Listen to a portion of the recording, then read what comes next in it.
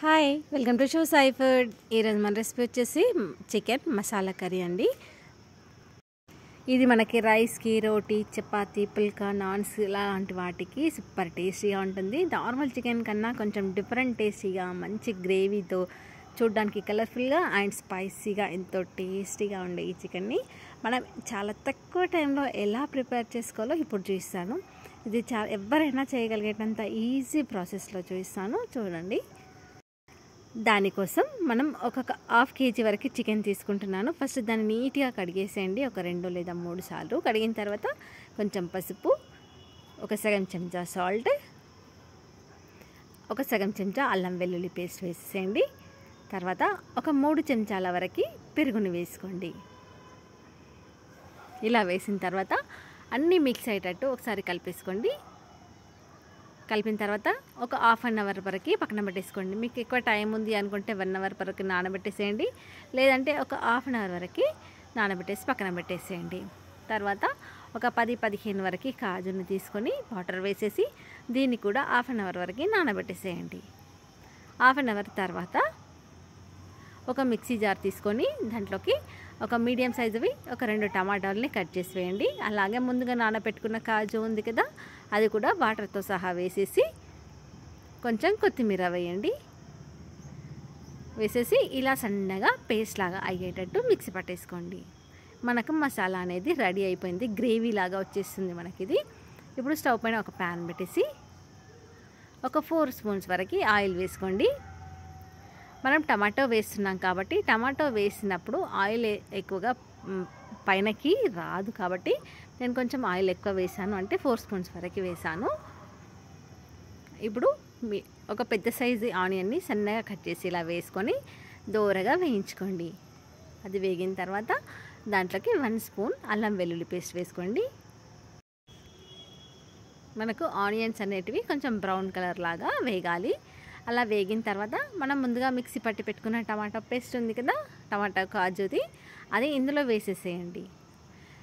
వేసి మంటని మీడియం ఫ్లేమ్లో పెట్టేసి వీడియోలో చూపిస్తున్నట్టుగా ఆయిల్ ఇలా పైనకు వచ్చేంత వరకు ఉడికించుకోవాలండి.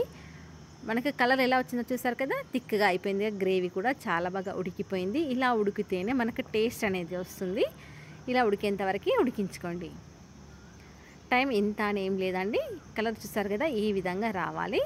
తర్వాత మనం ముందుగానే మాలిష్ చేసి పెట్టుకున్న చికెన్ ఉంది కదా, అది ఇందులో వేసేసుకోండి.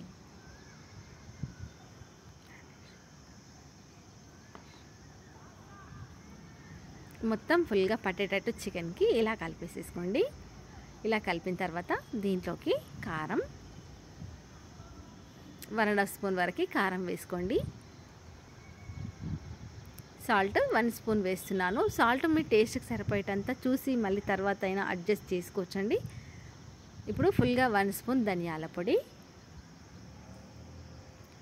జీలకర్ర పొడి ఒక 1/2 చెంచా వరకు వేసుకోండి.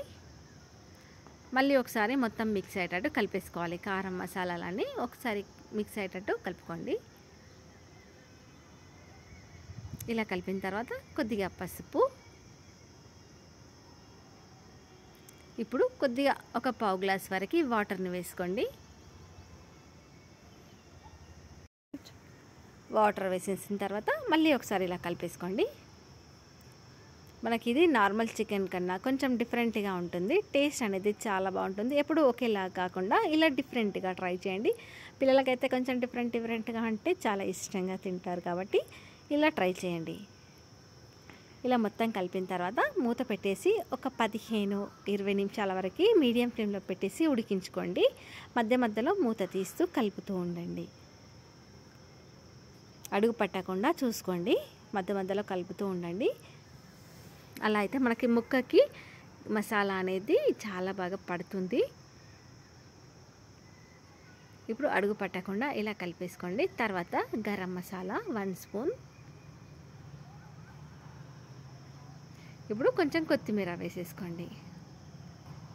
వేసేసి మళ్ళీ ఒకసారి కలిపేసుకోండి. మొత్తం కలిసేటట్టు కలిపేసుకోండి. చూసారు కదా ఎంత సింపుల్గా ఉందో. ఇది ప్రతి దాంట్లోకి సూపర్ టేస్టీగా ఉంటుందండి. మీరు కూడా ఈసారి ఇలా ట్రై చేయండి. ఇప్పుడు స్టవ్ ఆఫ్ చేసేసుకొని పైన కొంచెం కొత్తిమీర వేసేసుకోండి, అంతే అండి. మనకి బయట రెస్టారెంట్లో టేస్ట్ కన్నా ఇంట్లో ఎంతకన్నా ఎక్కువ టేస్ట్ లాగా మనం ఇంట్లో ప్రిపేర్ చేసుకోవచ్చండి. మీరు కూడా ఈసారి ఇలా ట్రై చేసి చూడండి, డెఫినెట్గా సూపర్ టేస్టీగా ఉంటుంది. మా పిల్లలకైతే చాలా బాగా నచ్చింది ఈ టేస్ట్, అందరైతే చాలా ఇష్టంగా తిన్నారు. ఇది బిర్యానీ చపాతీలోకి సూపర్గా ఉంటుంది. ఒకసారి ట్రై చేయండి. Thank you for watching.